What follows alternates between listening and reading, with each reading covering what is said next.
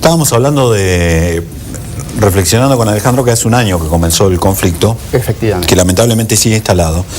Yo me acuerdo que en aquel momento dijimos que, más allá de que desde este programa creemos que las retenciones son un instrumento de política económica pública, que no es un instrumento malo en sí, en aquel momento lo que claramente expresábamos era que la señal que estaba dando el gobierno al, por ejemplo, poner un límite a los futuro al precio de la soja, por ejemplo, si superaba los $600, el 95 de ese dólar de más, el 95 centavos se quedaba el Estado.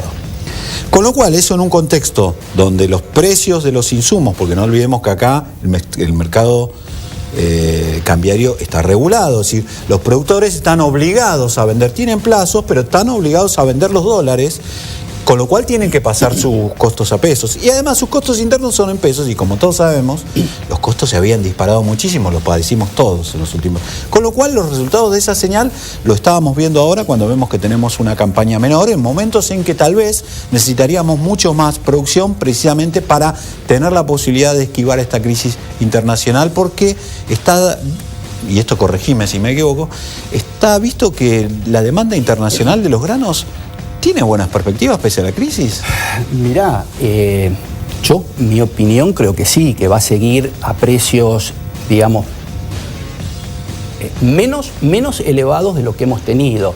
Pero igualmente es irreversible que cuando economías se industrializan, como China e India, aquellas familias que antes comían arroz, es decir, carbohidratos, para decirlo en términos concretos, pasa a comer proteína, pasa a comer carne de pollo, carne de cerdo, y el último paso es la carne vacuna. La tendencia yo creo que va a ser favorable en cuanto a la demanda. Ahora, el problema es que Argentina tuvo tantos incumplimientos en el tema concreto, carne vacuna,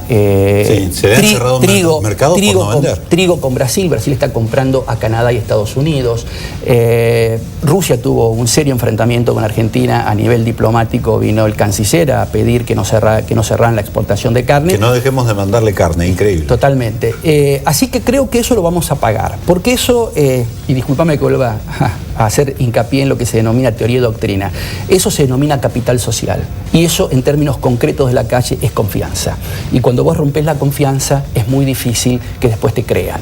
Entonces es cierto que Argentina tiene expectativas favorables para los próximos años. Yo creo que de hecho Argentina estaría llamado a ser uno de los grandes jugadores, como se dice ahora, del mercado internacional, de los agronegocios y de la agroindustria, pero tiene que haber políticas de gobierno consistentes con los objetivos de crecimiento de la oferta, de respetar los derechos de propiedad. Porque, si me permitís, el conflicto que estamos teniendo hoy entre el agro y el gobierno es la disputa de los derechos de propiedad sobre la producción agropecuaria.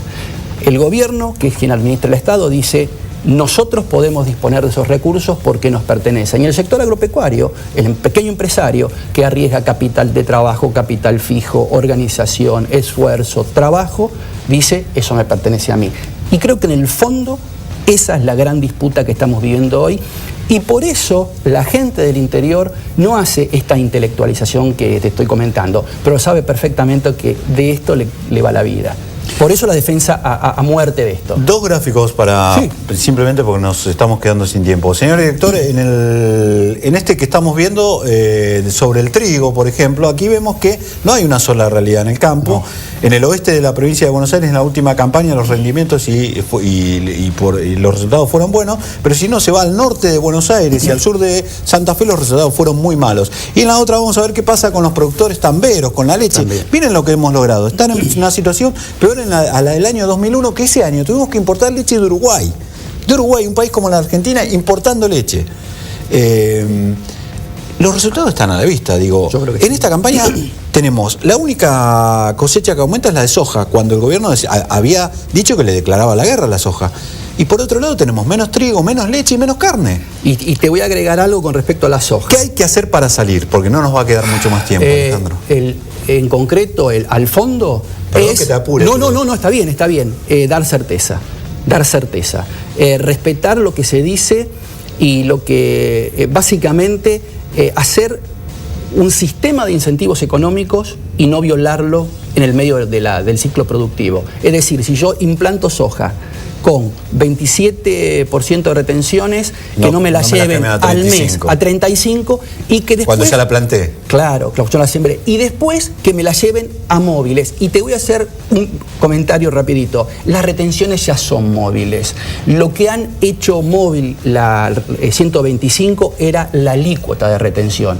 Hoy la retención es móvil, porque a medida que el precio sube, la retención efectiva, es decir, el monto que se retiene sube, y cuando baja, baja. Lo que hacía la 125 era que la alícuota, el porcentaje con el cual se cobra este impuesto, sea móvil. Y eso es un disparate a nivel económico, a nivel de doctrina. Es el último de los impuestos recomendados desde el punto de vista del bienestar de la población. Alejandro, te agradezco que hayas aceptado esta invitación. Muchísimas gracias por la invitación. Esperemos que esto se empiece a discutir ojalá, y que podamos definir una política que le dé certeza precisamente al sector, porque me parece que tiene grandes posibilidades y le puede aportar mucho al país. Seguramente. Muchas gracias, Javier. También hay que controlarlo, ¿no es cierto? Nosotros hicimos programas donde estábamos hablando de la falta de control estatal, por ejemplo, la fumigación. ¿no? Absolutamente. Eso también esa es una acción indelegable del Estado, el control.